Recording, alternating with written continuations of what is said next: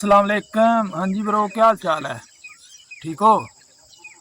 Okay हो गया sir, okay हो गया। तो जनाब वोट आ रहे ने, ते कट शट करो अपना।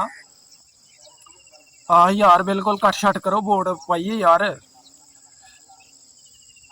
वोट यार ईमानदार लोगों का ही है, तेन पता ही है, शुरू तो उन्होंने ही पाया वोट। हाँ, नवाज शरीफ साहब हो गए, ते ए नाल ही की ना है अपना शहबाज शरीफ साहब हो गए, ते नाल अपना कौन है, मरियम नवाज साहिबा हो गई है ना। हाँ जी अल्हम्दुलिल्लाह। दुनिया ते समझ लो कि इन्हों हुक्मरानों तो बड़ा हुक्मरान कोई नहीं है ब्रो, मैं सारी तहकीक की है। हाँ कोई यार असल च ना साढ़े हुक्मरान माशाल्लाह बहुत अच्छे ने।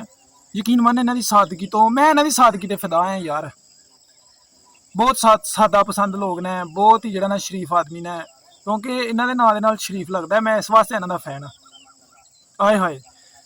हाँ तकरीबन साल डेढ़ के यार तू टेंशन ना लै, वोट मेरे कहने ही पाई, लेकिन साल के मुल्क का नक्शा चेंज होने जा रहा, तेन पता है।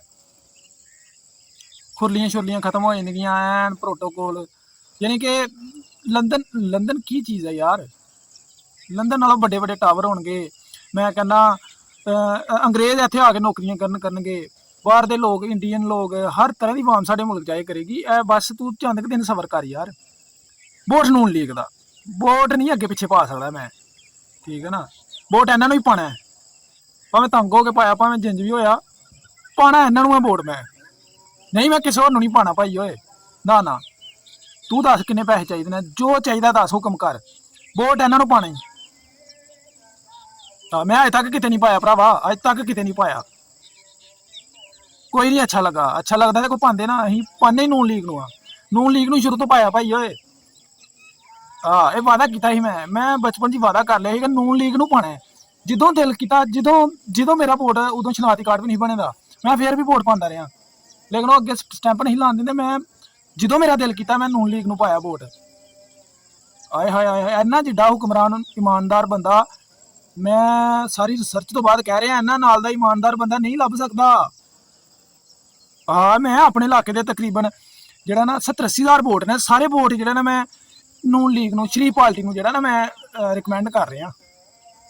मेरा इन्हां नाल पुराना रिश्ता यार, मेरा इन्हां नाल पुराना दसदा मैं, शहबाज शरीफ साहब ते नवाज शरीफ साहब, ठीक है ना।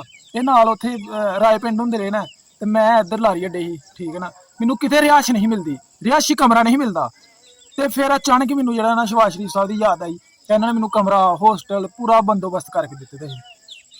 हाँ जो पाना नून लीग नू पाना, ठीक है ना, अगे पिछे नहीं पाना, ठीक है।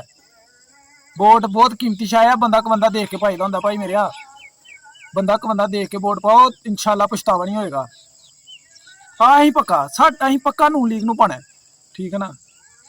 तुम भी तैयारी कर, नहीं जे अगर बहुता हुड़ मत करेगा तो दूसरे तरीके भी अं पवा सकते हैं, ठीक है ना।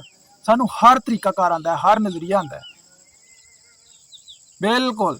वोट मैं रिकमेंड कर रहा, हर बंदा नून लीग नू पाए, हर बंदा पाए, एक पाए, दो पाए, चार, फी खानदान के हिसाब, फी खानदान के पंज पंज भी बंदे जो ना पान ना वोट, तो मैं कहना कम पै जाएगा बाबा, कम पै जाएगा। हुकूमत मैं कहना दूसरे लोग इर्द गिर्द साढ़े लागे तिगे नहीं भड़क सकते। पीटीआई यार वो अपनी जगह ते है, वो नहीं मुकाबला कर सकती, क्योंकि नून लीग नू ज्यादा लोग पाते ना वोट, ज्यादा लोगों ने पाया पिछले साल, तेन पता नहीं लगा।